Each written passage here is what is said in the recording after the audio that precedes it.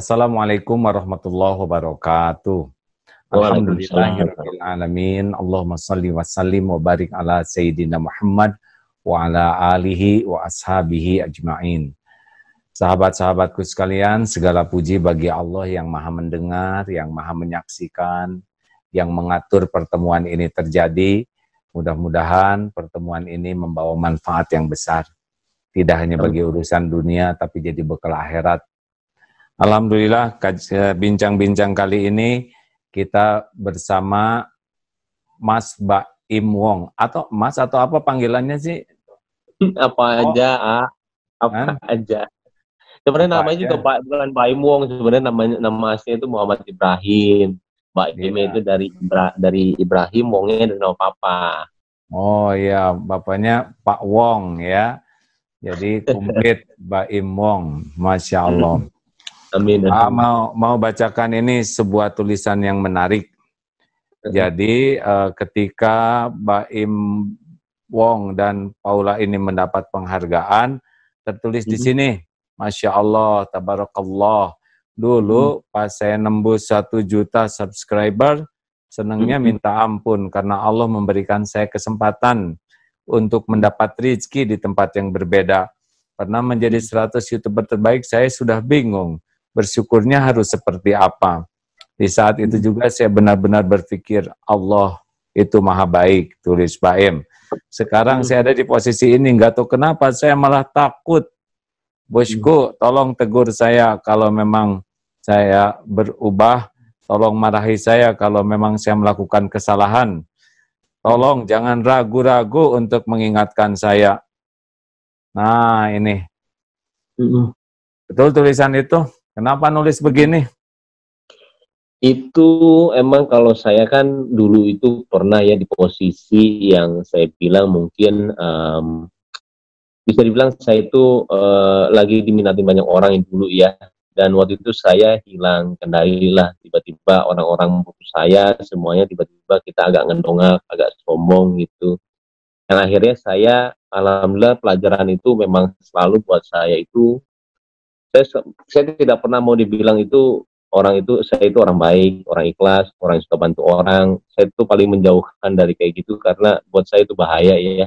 Saya cuma mau jadi diri saya sendiri dan kembali waktu dulu tuh kayak saya seperti itu dan akhirnya saya kelihatan berubah sama teman-teman dekat saya.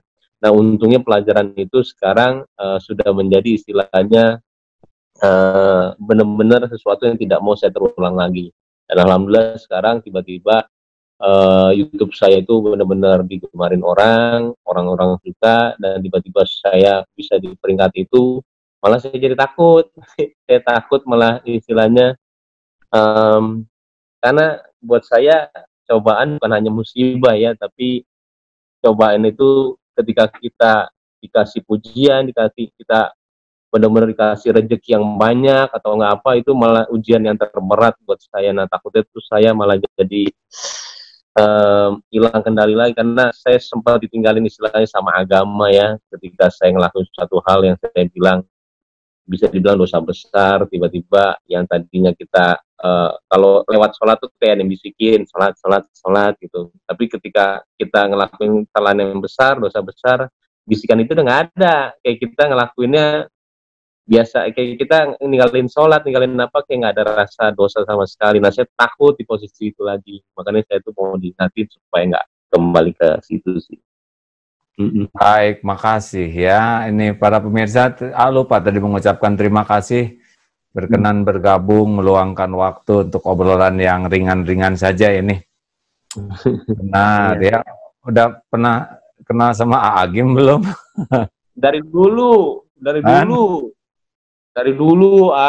waktu saya SMP, pokoknya dengerinnya Agim terus. Mama juga suka banget. Mama saya udah almarhum, pasti seneng banget.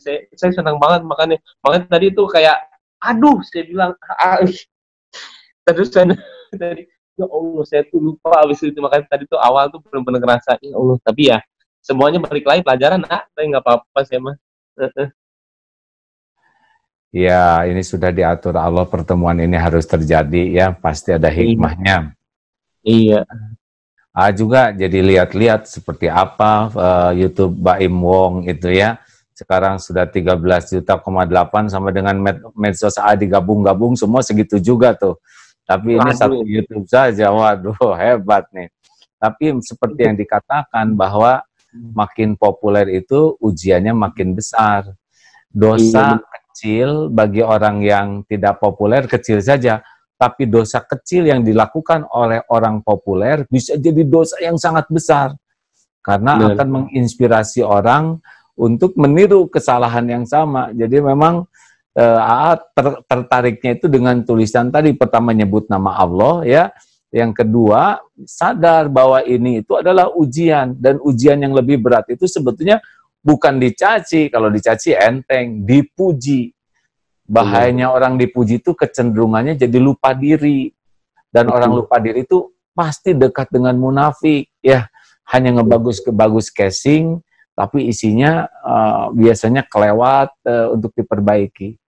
Makanya senang kalau menyadari seperti ini tuh satu karunia yang besar. Ya, kalau diberi populer saja banyak penjahat populer juga. Ya kan, banyak ahli maksiat populer. Tapi kalau diberi populer dan diberikan kesadaran populer ini amanah, itu bagus.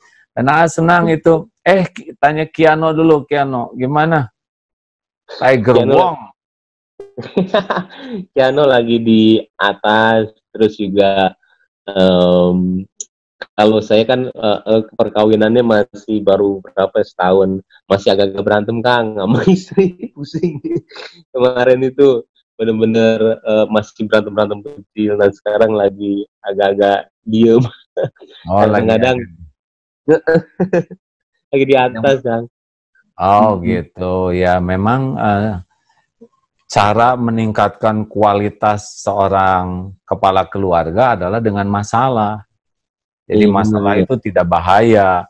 Yang bahaya itu salah menyikapi masalah. Makanya penting sekali belajar agama, karena ngerti kita bagaimana. Kalau enggak ya rumah tangga bagian capeknya aja. Kalau bagian di YouTube, bagian bagus-bagusnya, bagian stresnya mah jarang ke film ya. Kebetulan nih, saya mau nanya AA nih pertanyaan. Yang mungkin saya juga mikirin banget ketika awal saya mau buat YouTube ya. Jadi ketika awal saya mau buat YouTube itu, saya waktu itu mau bangun rumah buat orang, dan tiba-tiba saya kepikiran, aduh, kalau misalkan gua post nanti pahalanya nggak ada lagi, nggak ada ria. Nah setelah itu saya nggak post lah itu untuk bangun rumah untuk orang itu. Dan tapi setelah itu ada kejadian lagi yang mungkin saya bisa bilang bantu orang.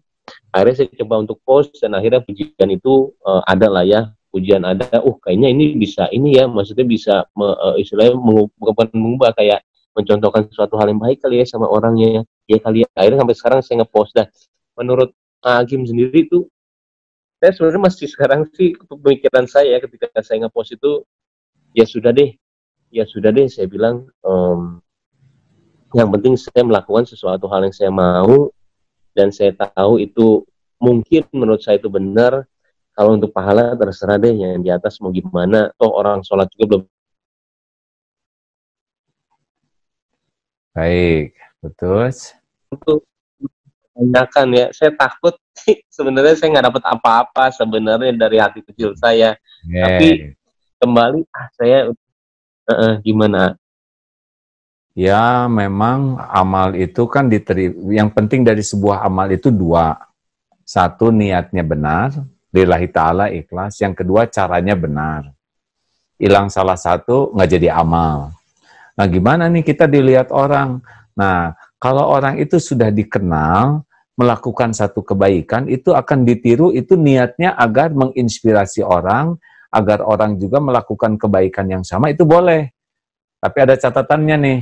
Catatannya, kita berbuat baiknya tidak hanya yang diposting. Jadi kalau kita nolong orang, kita posting, tapi yang tidak diposting, lebih banyak lagi kita nolong orang. Yang repot itu, yang nolongnya cuma yang diposting aja. Berarti ini kita ngarep-ngarep nih. Orang lain suka, muji. Nah, kemudian kalau kita baca komen, dan kita baca pujian tuh senang, nagih gitu. Padahal itu kan tidak penting pujian itu. Yang penting kan kita lebih banyak beramal, ya kan? Nah, giliran ada yang komen negatif, sakit hati. Nah, berarti memang kita nyari pujian. Makanya saran A tidak apa-apa posting kebaikan, tetapi yang tidak diposting kebaikannya lebih banyak. Jadi alhamdulillah nih Kang, benar, aduh seneng banget deh ngomong ini sama Kang. Jadi saya itu pernah satu saat lagi di mobil ya, saya di mobil ketika saya mau ngasih, oh ada orang itu tuh minta-minta buka kaca, saya langsung berpikiran kamera mana ya kamera. Nah di situ alhamdulillah banget tiba-tiba saya dibisikin, loh kok lu sekarang ngelakuin ini udah istilahnya berpikiran ke arah kamera terus ya, berarti nyatanya apa nih? Itu bisikan tuh kayak gitu. Nyatanya apa? Kok jadi kamera terus? Apakah emang ini cuma sekedar ini? Akhirnya saya bergumul di kepala saya tuh itu. Aduh, jadi gini ya setiap mau ngasih orang kenapa mikir kamera ya sekarang ya? Nyatanya nanti takutnya salah ini. Dan makanya tadi pasti bilang tuh bener banget. Jadi saya sekarang membagikan tuh, oh sekarang gue mau ada sesuatu yang nggak mau dikasih tahu sama orang dan ada yang pengen kasih tahu orang. Persis banget tadi ngomong alhamdulillah. Makanya tadi dengarnya ya Allah. Dan harus lebih banyak. Jadi kalau yang diposting 1 juta misalkan ya, yang sembunyi-sembunyi 10 juta lah gitulah. Jadi kalaupun yang diposting ini gagal, kita masih punya yang lainnya. Nah yang repot itu yang diposting 10 juta, tapi yang nggak diposting 1000. Nah inilah ciri-ciri. Nah, jadi karena udah kadung sekarang dikenal orang, takdir Allah begitu, kan kita dikenal orang itu bukan karena kehebatan kita. Kita dikenal orang itu karena takdir Allah yang menguji kita dengan terkenal, dan karena Allah menutupin aib, jelek, kekurangan, kesalahan kita, ya kan? Iya, betul. Betul kan? Nah, oke. Dah, sekarang kita terusin ya. Jadi senang sekali itu kalau kita berbuat baik, kemudian mau ria, Allah mengingatkan. Itu nikmat itu. Karena ada orang yang hidupnya tuh pamer saja, segala dipamerin, apapun dipamerin, beli ini dipamerin, dan itu khawatirnya mengedukasi orang jadi hedonisme, ya kan? Jadi padahal kan masyarakat yang ikut jadi subscribe atau apapun kan tentu saja rezekinya levelnya berbeda-beda. Nah, khawatirnya.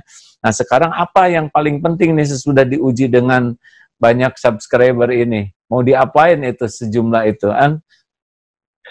Kalau saya itu malah terkadang benar kepikiran juga kalau saya tuh bilangnya semua itu titipan ya, Kang, benar-benar saya tuh nggak mau terbuai dengan apa yang namanya ini saya bilang dunia lah, benar-benar titipan. Misalkan orang lo hebat ya udah segini, titipan itu cuma. Jadi kalau misalkan suatu saat kehilangan, saya tuh tidak merasa ngerengek-rengek karena saya tidak mau istilahnya, karena banyak ya waktu dulu juga papa saya bilang, untungnya saya dibekalin sama keluarga saya itu agama yang saya bilang apapun dilarin sama agama, walaupun saya dulu bandel banget, dan memang ternyata ketika saya harus berubah tidak dengan orang lain, harus dari diri sendiri.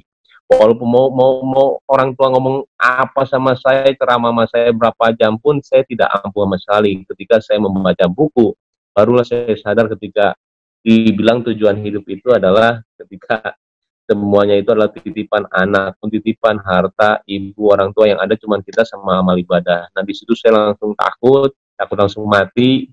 Saya setiap hari mikiran besok saya mati aja pokoknya. Nah saya mulai gitu itu. Ya? Wah, ini keren ini ya. Ini cerita nih ya, mumpung nyebut mati ya. Jadi memang, tapi ini bukan niat menggelincirkan hati ya. Ciri orang yang cerdas atau disebut akyas. Jadi kalau ingin tahu siapa orang yang cerdas, jangan lihat IQ-nya, jangan lihat gelarnya, tapi orang cerdas itu cirinya 2. 1, banyak ingat mati, dan yang kedua, sibuk mempersiapkan untuk kehidupan sesudah mati. Jadi kalau bagus itu, bagus, tidak banyak orang yang ingat mati, bagus, dan itu diobrolin tidak hanya diri ke istri, ke anak juga diajak ngobrol tentang kematian ini. Dan tidak horor, karena memang itu bisa terjadi kapanpun juga. Bisa lagi bikin YouTube, YouTube, ya nggak, tiba-tiba kepleset, apalah, sangat mudah lah kalau takdir mati. Jadi kalau mati, ingat mati terus jadi gimana kalau udah ingat mati tuh? Jadi kalau ingat mati itu saya, jadi setiap hari itu kalau misalkan saya besok mati itu pasti dengan adanya saya sekarang, dosa saya sekarang, pasti saya masuk neraka nih. Aduh, udah deh, saya minta ampun dulu deh. Sholatnya bisa kadang-kadang lama, makanya kadang-kadang kalau sholat mau cepet-cepet juga udah mikiran, itu orang-orang yang dikubur itu dia benar-benar mau balik lagi loh, cuman mungkin dengan satu waktu ini aja. Sedangkan kita dikasih sholat waktu ini, masa kita mau cepet-cepet gitu ya, saya bilang.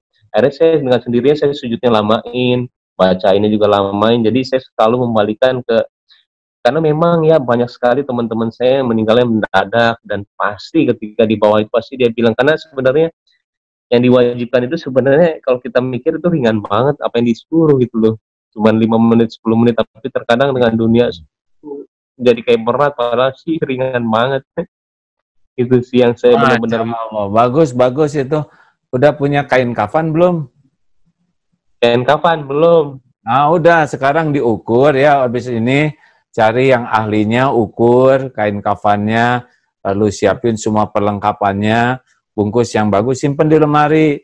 Kalau perlu batu nisannya juga ya, batu nisan kita beli, kasih nama, nggak usah dikasih tanggal, nanti horor ya. Nah, itu lumayan itu ya untuk membuat kita, oh cuman ini nih nanti yang saya bawa pulang, ya nggak? Lihat batu nisan, oh, ini nanti kuburan saya tuh ini ya, cuman segini-gininya. Nah itu pemunah kecintaan kepada dunia. Walaupun dunia dikasih sehebat apapun, dah Allah yang ngebagiin ya. Dan Allah ngasih dunia ke kita tuh bukan karena kita pintar, kita enggak, karena Allah mau saja kasih ya. Kalau Allah mau bikin terkenal seseorang, bikin. Ada yang pengen terkenal abis-abisan, tapi nggak ada takdirnya, nggak jadi. Ada yang nggak sengaja, tiba-tiba terkenal saja ya. Dan kalau Allah mau ngambil popularitas, ambil. Nah, tapi senang sekali obrolan ini bahwa memang popularitas itu adalah ujian, dan ujian yang lebih berat. Dan ingat mati itu adalah nasihat yang paling top. Terus gimana dong? Persiapannya apa kalau memang ini hari-hari terakhir nih? Aduh. Loh, sama kan ada kemungkinan kita juga mati juga bisa jadi hari ini hari terakhir. Duh, bener, saya tuh kemarin juga pas sudah selesai puasa juga mikirnya, ya Allah, saya bilang, kok cuman gini aja ya, saya bilang seharusnya saya bisa tadarus ini, tiba-tiba bolong-bolong. Saya tuh kadang-kadang selesai puasa pas lebaran itu selalu nyesel. Saya bilang takutnya saya itu nggak dihapusin dosanya yang kemarin, karena menurut saya bulan suci itu benar-benar, kenapa 12 bulan itu Allah cuma bilang 1 bulan suci, pasti ada sesuatunya dari bulan suci itu yang kita harus maksimalin. Tapi ketika saya tahu ketika maksimal kita akan dihapuskan segala dosanya. Nah takutnya saya kalau nggak maksimal tuh nggak dihapusin, dan saya terlalu banyak dosanya sih dari dulu sampai sekarang, makanya takut banget kalau udah bicara soal kematian. Apalagi kalau kita tadi aja saya hampir telat subuh lagi, kayak pikiran takut, bener, semua itu kayak ketakutan semuanya yang ada, bener kalau saya ya.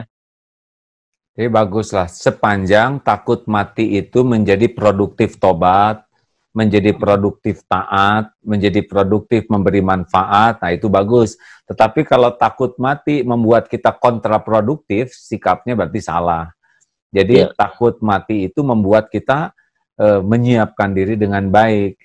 Oke, terus gimana itu yang 13,8 juta tuh nanti dia mempertanggungjawabkannya, Tuhan? Ayo.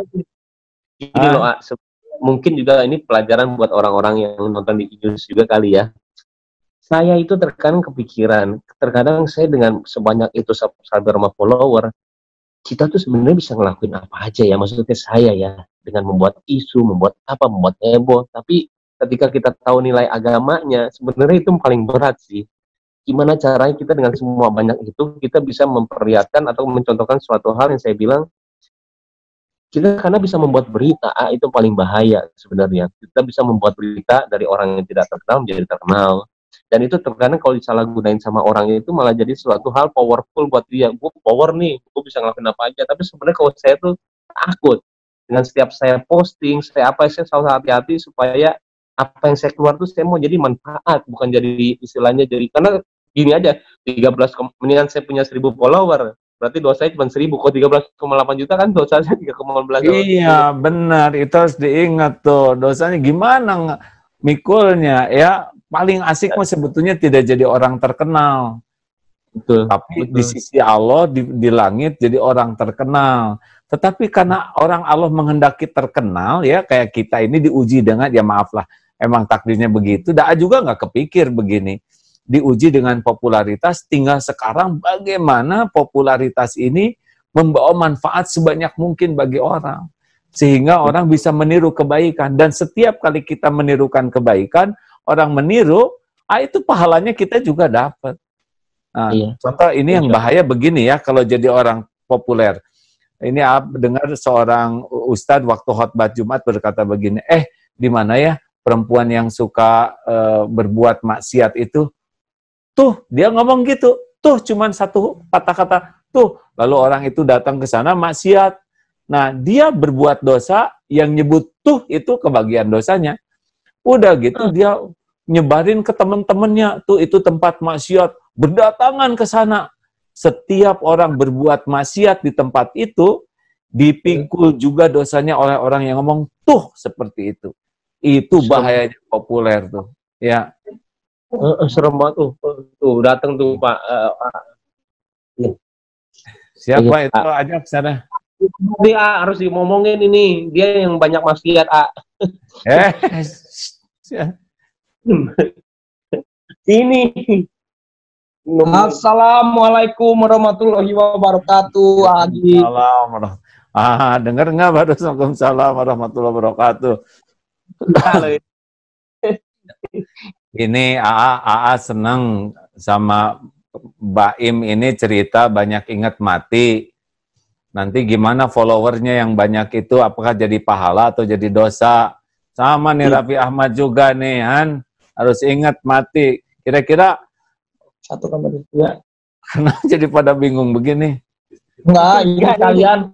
Aku masukin di vlog aku ya punten ya Agim. Baru juga ngomongin ingat mati ya. Biarin aku jadi follower aku semuanya pada denger dari Agim biar bermanfaat. Siap. Teruskan. Ini kenapa ini janjian pada datang apa? Iya. Tadi gue tuh marah, bro. Kenapa?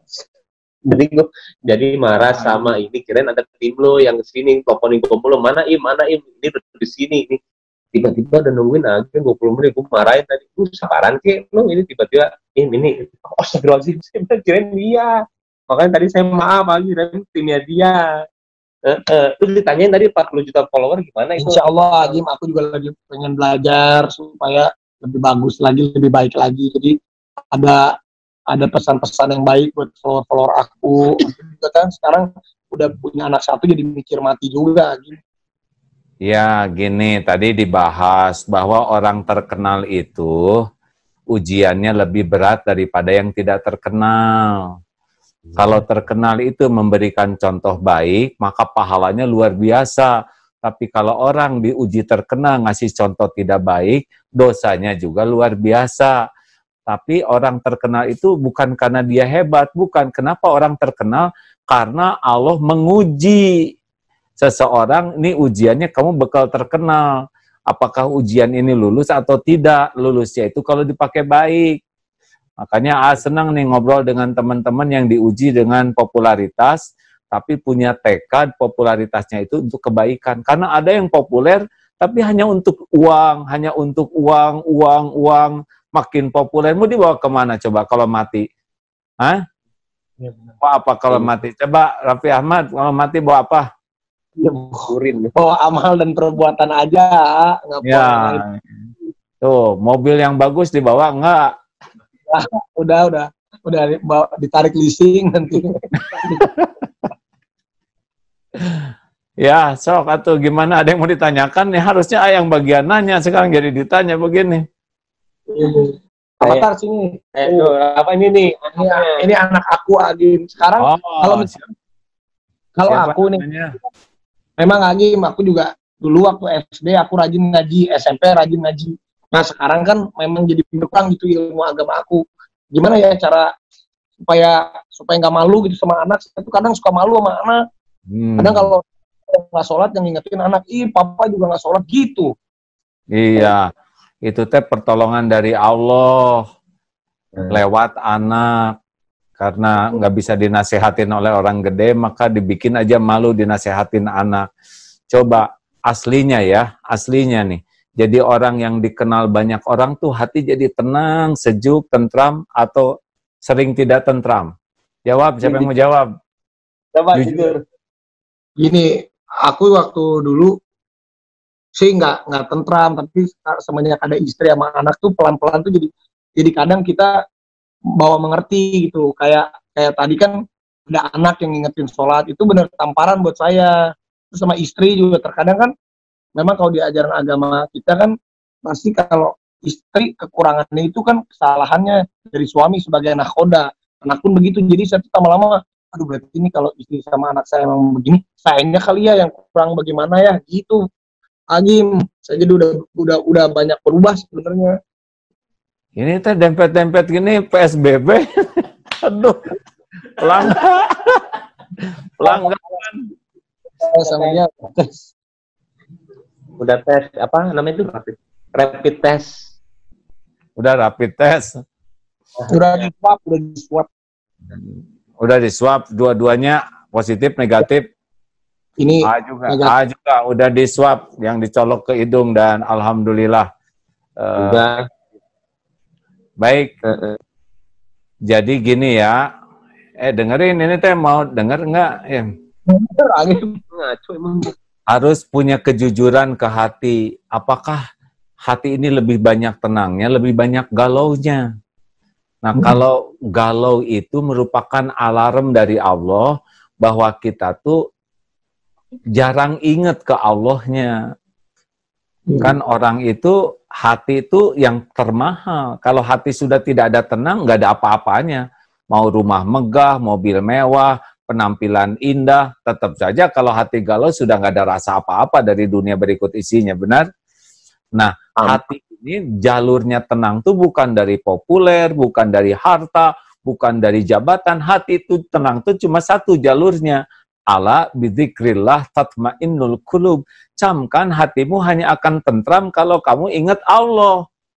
Jadi kalau kita lupa ke Allah mah udah aja capek terus ngejar-ngejar dunia yang kalau didapat juga nggak bikin tenang. Kecuali mencari dunia, mencarinya dengan jalan yang benar, dan kalau udah dapat dimanfaatkan dengan benar, itu bahagia tuh. Tapi kalau nyarinya nggak benar, udah gitu udah dapat dipakai yang nggak benar, nggak ada cerita bahagia. Gitu ilmunya. Nah rahasianya tahu kenapa? Kurang ilmu. HP aja kalau nggak dicas nih lowbat jadi masalah. Pertanyaannya tiap hari nambah nggak ilmu agama? Jadi kalau enggak mah susah. Kalau dunia mah ya gini aja kayak minum air laut nggak ada habisnya. Dan nggak ada puasnya, benar? Benar.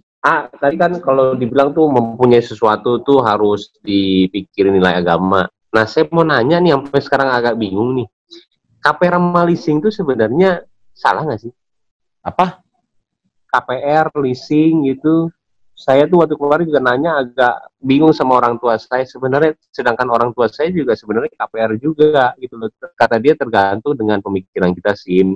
Makanya ada orang yang bersalah banget apa yang namanya tuh riba ya gitu. Makanya kadang-kadang saya masih sekarang tuh sedang kita sebenarnya butuh juga KPR sama leasing. Mempermudah. Gini aja. Cari KPR yang syariah. Iya, saya pakai syariah. Kalau saya, iya. Aku pakai syariah. Kan banyak bang, kalau aku mulai dulu syariah. Jadi konsultasi begini. Ini tak kira. Ini emang. Ya, tapi nggak apa-apalah. Ini nggak apa-apa. Ini duduk deketan gitu udah sama-sama aman ini. Ya udah, aku. Ya, belakang. Ya, nah gitulah. Ya, baik. Sekarang ini ingin memastikan ini teh.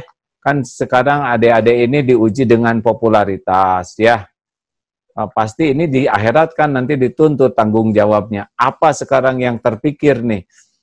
Mau diapain popularitas ini? Mau diapain itu subscriber dan follower sebanyak itu?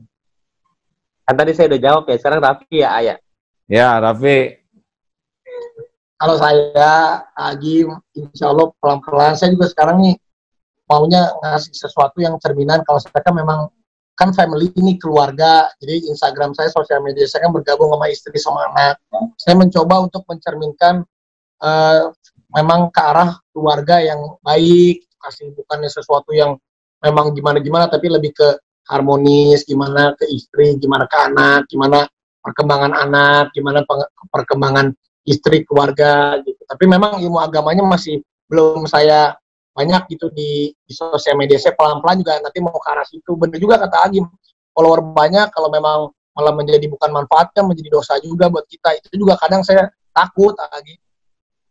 Iya, itu harus ketakutan. Ya, kalau takut itu takut yang benar. Bukan takut kekurangan follower, tapi takut tidak bisa mempertanggungjawab. Kan saya lihat dari depan ini, dua-duanya bakal meninggal nih ya, jelas ya. Dan nggak tahu lagi kapan meninggalnya, ya kan? Kayaknya ini dulu.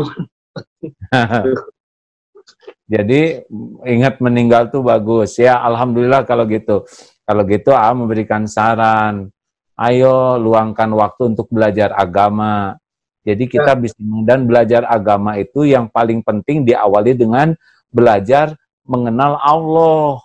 Karena kalau kita nggak kenal Allah, pasti yang kita tuhankan itu selain Allah. Menuhankan harta, menuhankan popularitas, menuhankan apalah gitu dunia, dan itu tidak pernah bahagia. Demi Allah tidak akan pernah bahagia. Nah, makanya senang sekali nih takdir ini sebetulnya nggak masuk skenario ada Raffi ke sini, ya nggak? Enggak. Udah takdir Allah, ini harus ketemu di sini, ya kan? Kan tidak ada yang kebetulan, tidak ada yang sia-sia. Ya, Sok. Ada lagi yang mau ditanyakan? Mau main boleh nggak ke tempat AA? Mau silaturahmi beneran? Saya tuh emang bener ngidolain kok, demi Allah. Kalau saya mah jelas orang Bandung. Orang Bandung mah Kak Agim mah pasti idola gitu. Mau ke rumah, bukan ke rumah ya, ke pesantren ya. Mau banget saya itu. Ya, nanti sesudah selesai PSBB ini ya. Sekarang mah semua orang pada dicurigai. Aja mau ketemu anak susah karena anak-anak juga mungkin ya menjaga bapaknya. Kan ama udah senior, udah risti nih. Resiko tinggi ya. Kalau yang itu bawa penyakit bahayanya. Kalau yang ini kena penyakit bahayanya. Ya, baik, nah terakhir ini ya. Udah berapa menit nih ngobrol kita nih? Lama. Tadi saya nunggu 20. Jadi begini nih adik-adik, pentingkah ilmu agama dalam keluarga sampai sejauh mana? Ini kan sudah melalui hiruk pikuk perjalanan. Coba jawab dulu, Mang Baim. Ini seru sih. Ini sebenarnya juga mau saya tanyain juga. Jadi Kak, kalau saya tuh belajar agama, saya jujur aja saya banyak belajar dari Bude ya. Jadi waktu dia lagi naik-naiknya tuh saya selalu jadi nomor 2, nomor 3, nomor 4. Saya selalu lihat ini orang apa yang lakuin dia yang saya nggak kerjain ya. Nah saya belajar tuh tiba-tiba dia puasa, dan puasanya juga bagus ya. Puasanya tuh pas siang tuh ditawarin makan, saya lihat tuh Bude makan pas lagi syuting bareng. Dia bilang udah, ada dia nggak bilang lagi puasa, dia bilang udah. Tiba-tiba maghrib pas buka dia makan, saya nanya sama dia, itu puasa ya? Iya. Oh ternyata dia puasa itu tidak perlu orang lain tahu. Dan akhirnya juga sama sholat duha dia ini, dan akhirnya saya tuh ngerasa kayak sebenarnya Islam itu sebenarnya tidak usah mengajarkan, dia membawa dirinya itu sebagai orang Islam, dan biar orang melihat dia dan akhirnya belajar sendiri. Nah itu yang saya mau ajarin ke keluarga saya. Apakah benar ya ketika sekarang itu saya sama Paula itu, saya lebih mau dia itu melihat saya, bukannya saya itu ngomong sama dia untuk sholat, kamu sholat, tapi saya selalu ngeliatin dia tuh, ini loh, gue supaya dilindungin, supaya banyak rezeki, gue tuh sholat, gak ninggalin, gak ini, insya Allah gak ini, ada yang namanya sholat malam juga, tapi saya tidak pernah memaksakan dia untuk bangun, yuk sholat malam. Nah itu menurut Agim, saya seharusnya pilih yang mana, pilih A apa yang B itu loh. Gini ya, kalau mau mendakwahi orang, syarat yang pertama mendakwahi diri sendiri. Karena perbedaan antara perkataan, perbuatan, dan hati, Kita ngomong bagus, tapi kelakuan nggak bagus, hati nggak bagus, itu mentah tuh jadinya. Tetapi kalau kita sudah klik, perkataan, hati, sikap itu bareng, itu menjadi powerful. Orang yang melihat, mendengar kita tuh jadi bulat hatinya merasakannya. Nah, jadi membanyak memberi nasihat yang baik, tapi kalau hatinya nggak pakai kasih sayang baik, itu kerasa juga. Oh, ini cuma ngomong nih. Sabar kamu, sabar. Nah, innallaha ma'as sabirin. Memang dalil keluar, Allah mencintai orang sabar, tapi ngomongnya sambil tidak sabar. Tapi itu tidak cukup. Memberi contoh itu sudah sangat bagus, tapi harus ada ilmunya juga, ya. Jangan sampai kita memberi contohnya ngarang karena keterbatasan ilmu. Ini kan kepala keluarga, ya. Ini saya ingin ngasih contoh yang baik nih buat masyarakat, tapi kita tidak belajar, jadi kita tidak tahu standar yang paling bagus bagaimana sebagai lelaki kepala keluarga. Makanya wajib itu adalah belajar. Kalau kita belajar, kita jadi tahu, oh standarnya gini. Nah, kita berusaha memperbaiki standar, nanti dilihat itu oleh istri dan anak-anak. Kekuatan teladan itu lebih kuat daripada kekuatan omongan. Ya. Nah, jadi saya juga senang Rapi Ahmad mau bikin sesuatu contoh yang baik dalam rumah tangga sakinah. Ya, cuman ya itu nggak bisa ngarang, ya. Harus ada rujukan yang betul. Kalau enggak, nanti kita menganggap ini sakinah, tapi enggak asli, ditiru orang malah nanti repot, ya. Tapi senang sekali itu kalau punya kesadaran bagaimana mengajari orang lain dengan bukti, apalagi kepada orang-orang yang pengetahuan agamanya dikit. Itu kan perlu lihat dulu bukti dan merasakan. Iya, betul lah. Betul. Oke, terus. Ini jadi berbalik gini, tadinya giliran Ayang nanya, sekarang jadi giliran Ayang ditanya terus. Tapi namanya juga bincang-bincang, ya. Nah, baguslah kalau gitu. Atau mungkin ini ada teman-teman yang kompakan gitu, kita belajar tauhid sama-sama, ada nggak nih? Sih tertariknya ilmu tauhid dan ilmu hati. Ada, banyak yang mau belajar juga banyak. Kita juga ada ini musyawarah, ya. Musyawarah tuh banyak, ini dia benar-benar ada Ustaz Adi Hidayat, semuanya lah, semuanya di situ. Kadang-kadang kita kesana juga. Mau, tapi nggak pernah nggak pernah sama sekali. Makanya seneng banget saya tuh ngobrol berdua, bertiga sekarang seneng banget. Ya, mudah-mudahan ini manfaatnya buat kita dan juga buat yang menyimak. Oke, sekarang pertanyaan selanjutnya nih. Halo? Gak apa-apa, ya. Pertanyaan selanjutnya nih. Bagaimana caranya, kita lihat kan negeri kita kayak gini nih ya. Nah, teman-teman yang sudah ditaklirkan terkenal ini, kalau AA lihat ada satu program penolak bala yang sangat hebat. Sekarang kan yang didengung-dengungkan protokol kesehatan, betul tidak? Betul. Padahal ada satu protokol luar biasa yang bisa mencegah bala bencana dan membuat bencana ini bisa hilang, yaitu protokol kedermawanan. Nah, jadi ini kelihatannya ini para siapalah, apa sih, YouTuber, Telegrammer atau apa tuh, Twitter dan Instagramer, ya,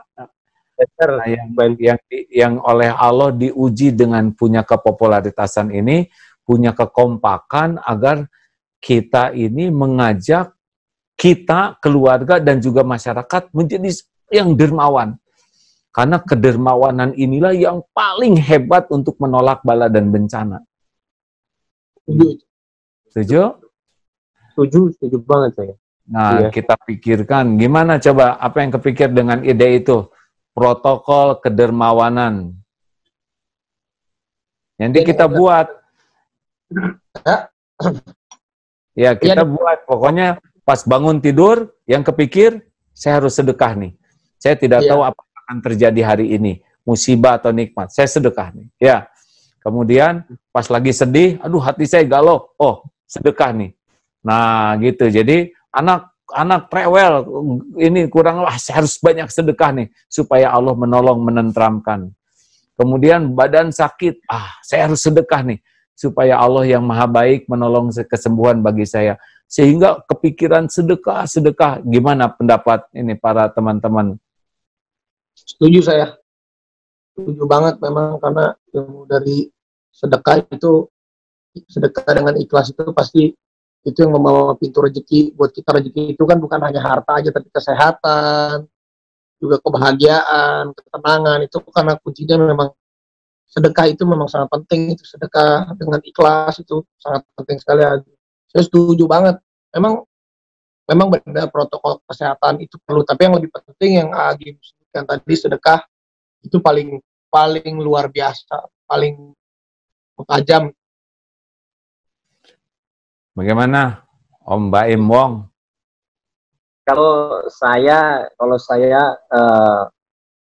yang tadi saya bilang ini, saya takut tuh dibilang dermawan, bantu orang atau enggak menolong, itu saya selalu menjauhkan, dan saya takut tadi bilang seperti itu. Malah saya mau nanya sama Agim, apakah benar dengan sedekah itu kita bisa menenangkan semuanya seperti yang tadi Agim bilang? Kalau misalkan lagi ini saya sih sebenarnya nggak tahu ya, yang saya lakuin saya cuman mau ngelakuin aja, tidak pernah berpikiran. Cuman memang benar, terkadang ketika saya ngelakuinnya, masalah tuh terkadang hilang, nggak ada, tenang, pulang ini. Tapi yang saya takut tuh ketika orang sudah bilang saya itu dermawan lah, suka bantuin orang, itu sih yang saya paling takut, yang malah jadi takutnya gue orang dermawan gitu loh. Bukan ngomong seperti itu, maunya tuh seperti memang saya ngelakuin suatu hal yang menurut saya benar, mudah-mudahan saya dapat pahala yang kecil dari situ. Itu aja sih saya. Nah, orang mau ngomong dermawan, mau ngomong pelit, mau ngomong, itu urusan mereka, ya, nggak usah masuk ke pikiran kita.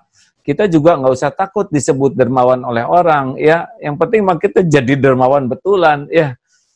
Jangan juga kata, wah saya takut sebut dermawan, jadi kita jadi susah, nggak berbuat. Jangan, nggak apa-apa. Orang ngomong apapun itu Allah yang menggerakkan, menguji keikhlasan kita. Kalau aduh Pak Baim, makasih ya ini derma, alhamdulillah semuanya juga Allah yang ngatur, saya cuma jadi jalan, dah beres ya. Lebih baik fokus kita adalah memperbanyak lagi. Yang kita tampakkan boleh dilihatkan di YouTube, boleh. Tapi yang tidak kelihatan ini kita rencanakan yang diam-diam gitu, yang benar-benar nggak diketahui siapapun. Nah, silent dermawan ini kita tingkatkan selain yang kita tunjukkan untuk ngajak orang lain menjadi dermawan, gitu kan? Ya, wah, ini luar biasa nih, karena kalau dermawan diam-diam itu kebahagiaannya melampaui, ya. Kebahagiaan. Kalau kita udah derma, kemudian kita kurang bahagia, itu mungkin ada sesuatu yang ada di hati kita yang belum bersih, ya. Nah, obatnya adalah kita senang berderma yang rahasia, yang orang lain tidak ada yang harus tahu lah. Nah, gimana caranya kita menyembunyikan seperti cucunya Ali bin Abi Thalib itu ya. Itu kan tidak diketahui itu di Madinah tuh. Tapi biasanya kenapa ini ada karung-karung beras, gandum ya. Siapa nih yang suka ngirim ini, nggak pernah ketahuan. Baru ketahuan itu sesudah cucunya Ali bin Abi Thalib ini meninggal. Tidak ada lagi yang, oh nggak ada karung-karung ini, biasa ada. Oh ternyata beliau, dan nampak bekas di bahunya tuh yang biasa memikul sendiri. Nah, mungkin kalau kita sih pakai berbagai cara ya, tapi intinya adalah manfaatkan popularitas untuk mengajak orang lain jadi dermawan. Bersamaan dengan itu kita pun punya kebiasaan kedermawanan silent. Jadi kalau yang nampak kurang ini, yang silent ini nanti berhasil. Begitu? Nah, sekarang ini tanya tentang, dulu orang tua gimana Pak Baim? Ngajarin apa yang paling berkesan dari pendidikan orang tua? Yang dan turut itu ya, berbelasungkawa ibunya wafat, innalillah wa inna ilaihi raji'un, Allah maghfirlaha warhamha wa'afiya wa'fu anha. Gimana tuh? Banyak ya sebenarnya, nggak bisa diceritain satu-satu, cuman yang saya ingat itu kalau orang tua tuh, kalau papa itu dia selalu bilang kalau suami istri itu nggak ada yang cocok, kata dia. Yang bisa dilihat itu kita kejelekan istri itu yang paling jelek yang mana. Kalau misalnya kita bisa istilahnya bisa menghadapinya, baru kamu kawinin. Kalau enggak mah jangan. Pokoknya semua orang tuh suami sama istri itu tidak ada yang cocok ya, papa mama juga nggak ada yang cocok, Baim, kata dia. Nah kalau mama saya tuh selalu ngajarin saya, setiap saya ngasih uang tuh nggak pernah dibelanjain sama dia, dan dia secara diem-diem selalu ngasih ke orang-orang di Purwakarta, di kampungnya, dan saya baru tahu ketika dia meninggal, dikasih tahu sama orang papa saya, sama juga orang-orang yang di sana, tukang beca segala. Mama itu kalau dikasih uang sama kamu nggak pernah ini, makanya saya nggak pernah ngeliat mama itu pakai tas bagus, baju bagus, nggak pernah sama sekali. Jadi di situ saya belajar ya, mungkin mudah-mudahan ada sedikit bisa nurunin ke saya lah, mudah-mudahan dari sifatnya mama, saya bilang. Itu sih yang saya ingat banget. Wah, mengesankan ini ya. Anak memberi uang ke orang tua dan orang tuanya digunakan untuk memperbanyak amal soleh. Itu orang tuanya dapat pahala, anaknya ngasih juga dapat pahala. Itulah keberuntungan kalau uang ada di tangan orang yang baik-baik, ya kan? Dia akan menebar lagi kebaikan. Yang bahaya tuh uang ada di tangan orang yang kurang iman, hanya jadi tempat kemaksiatan, na'udzubillah. Nah sekarang anak tuh, Tiger Wong, mau diapain itu? Yano, nanti besarnya mau dijadiin apa?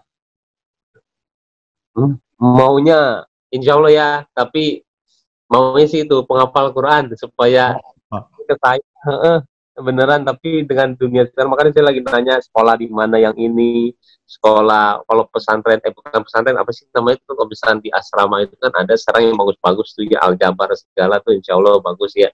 Saya udah nanya-nanya sih, karena saya sebenarnya mau, karena doanya anak itu ketika kita meninggal yang ada cuma doa anak yang soleh. Mau banget saya, karena saya sendiri juga ternyata susah ya untuk hafalin surat baru aja, sampai sekarang cuma niatan aja, mudah-mudahan anak saya Islam bisa yang awal satu Quran. Amin, amin. Ya, amin, amin, amin. Mudah-mudahan jadi penghafal Quran ya. Waduh, itu pahalanya ngalir buat orang tuanya. Kalau ini siapa? Raffi, anak punya berapa sekarang? Rafathar mau 5 tahun. Sama Rafathar juga saya kaget. Saya aja ayat kursi nggak hafal-hafal, Rafathar udah hafal. Alhamdulillah. Ketawain. Udah. Aduh. Saya mah jujur, tapi Rafathar jadi kadang suka malu kalau sama anak. Ya anak kita udah pinter, kitanya tuh aduh malah suka bolong-bolong. Malah gitu sama pengen juga jadi penghafal, jadi hafiz Quran. Nih, gini. Nih ya, kan ada pesantren penghafal Quran. Nih ada orang tua nih ya. Aduh, anak saya tuh nggak mau ngapalin Quran, nggak mau, suka ibadahnya juga jelek. Gimana caranya? Anak saya nggak nurut. Gampang. Punya uang, alhamdulillah kalau uang banyak, kasih beasiswa itu anak-anak yang tidak mampu untuk menghafal Quran. Beri dia makanan, sok. Uang mau ngapain, diam di rumah kayak gitu, nggak jelas, di bank hanya catatannya aja. Keluarin, dia beasiswa ini tuh. Sekarang anaknya jadi hafiz Quran. Oh gitu. Iya, jadi banyak anak-anak yang nggak mampu kita sekolahkan, hafal Quran, itu kan barokahnya itu, hadiahnya salah satunya anak dibalikin hatinya oleh Allah. Ini jadi Raffi kemarin waktu sholat di rumah yang jadi imam siapa? Saya mah sholat alhamdulillah mah bagus. Maghrib dibunyikan nggak suaranya? Dibunyikan kalau itu mah alhamdulillah. Oh itu siapa itu? Istri. Tapi kalau kita tuh banyak ingetin saya, ayo sholat ya. Sayanya malah memang lebih rajinan istri saya daripada saya. Tapi kan saya udah ada niat nih, amin nih, mau bener. Amin ya Allah. Amin. Biar punya anak lagi, biar dapat kado dari Allah, biar kasih anak lagi. Amin ya rabbal alamin ya Allah. Udah waktunya Raffi. Umur berapa sekarang? Mau 5 Rafathar. Kamu sayanya 3. Kan? 34. 34 ya. Kalau Baim lahir 81 ya? Saya 39.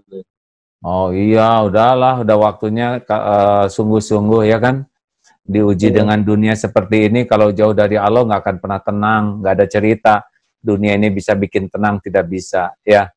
Tapi dengan kesadaran seperti ini, sangat senang. Karena memang Karena memang hanya dengan kedekatan dengan Allah lah rumah tangga sakinah itu, insya Allah. Baik, terima kasih ini kawan-kawan, obrolan ini menarik sekali ya. Tapi ada 5 menit lagi nih. Apalagi nih yang mau ditanyakan nih? Mau nanya nih, Nagita mau nanya. Nanya, gimana ya kalau misalnya ini kadang-kadang kan anak tuh ya pasti suka mau-mau enggak gitu ya, namanya disuruh berdoa, disuruh sholat gitu. Tapi kan kadang-kadang ya sebenarnya kan harusnya dari kecil, cuman kalau dipaksain juga takut nanti dia trauma, jadi suka serba salah. Dipaksa salah atau enggak salah atau gimana sebenarnya? Ya, gini ya. Jadi jangan sampai anak jadi trauma kepada sholat, itu benar. Harus dibuat sedemikian rupa sesuatu yang menyenangkan sesuai dengan pemahaman anak, ya. Apalagi anaknya berapa tahun umurnya? 5. 5, masih kecil, masih dunia main-main, ya. Ya, kita buat senang, mungkin dengan hadiah, ya, apa yang membuat dia bisa senang. Karena memang dunianya dunia hadiah, dunia anak-anak, ya. Sambil dikenalkan ke Allah yang paling penting, nah, bahwa kalau ingin apa-apa harus minta ke Allah, baru nanti minta ke bapak, minta ke mama gitu ya, mau ke ibu, ke bapak atau apalah, harus dikenalkan ke Allah dulu. Juga yang dilihat dan didengarnya harus lebih banyak tentang Allah.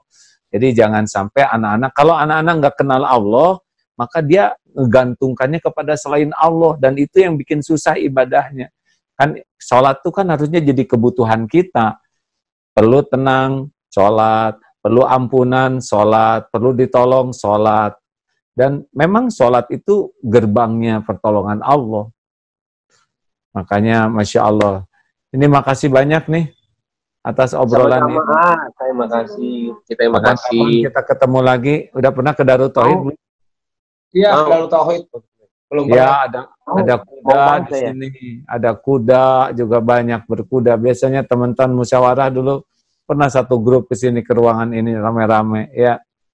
Saya nanti ke sana izin ya kalau udah selesai COVID. Siap. Terima kasih.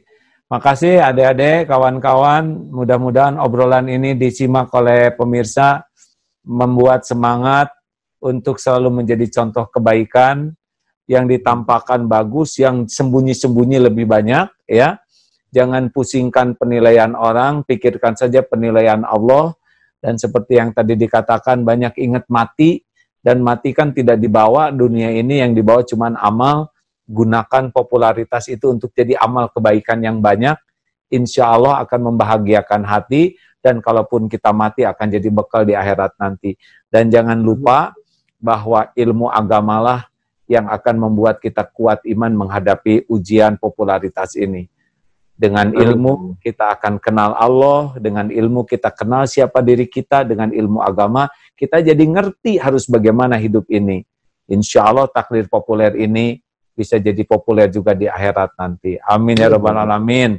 Mudah-mudahan keluarganya sakinah, anak-anaknya soleh dan soleha, ditambah keturunannya, dan semoga semuanya menjadi contoh-contoh kebaikan. Amin ya rabbal alamin. Terima kasih pemirsa yang budiman.